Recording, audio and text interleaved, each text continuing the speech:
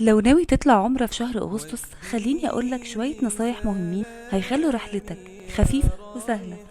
الجو طبعا هيكون حر وده طبيعي في الوقت ده من السنة، علشان كده لازم تلبس ملابس خفيفة وتراعي انها تكون قطنية، وياريت لو كانت الوانها فاتحة. خد معاك شمسية وازازة مية صغيرة لازم تكون دايما معاك، وافتكر تحط كريم الحماية من الشمس. السان بلوك دلوقتي ضروري مش رفاهية، خصوصا في الطواف والسعي، بس لازم تراعي انه يكون بدون رائحة. لو قدرت تختار وقت الطواف والسعي، يفضل انه يكون بعد الفجر او بعد العشاء، بحيث يكون الجو ألطف والزحمة أقل. حضر أدعيتك في ورقة قبل ما تسافر، اكتبها واحفظها كويس. العمرة مش سباق، خد وقتك وريح واشرب مية كتير. خد معاك شنطة صغيرة فيها شبشب مريح، سجادة صلاة خفيفة، وتمر عشان يديك طاقة، وممكن توزع منه في الحرم، يعتبر من الصدقات. خد معاك أدويتك لو بتتعالج من مرض مزمن لا قدر الله، وما تنساش تاخد علاج للبرد ومسكنات، دي حاجة مهمة جدا. الأهم من كل ده إنك تكون مع مجموعة وتحت إشراف مشرف ديني وإداري عندهم خبرة حقيقية وبيعرفوا يتعاملوا في المواقف الصعبة، وينظموا لك رحلتك بشكل احترافي.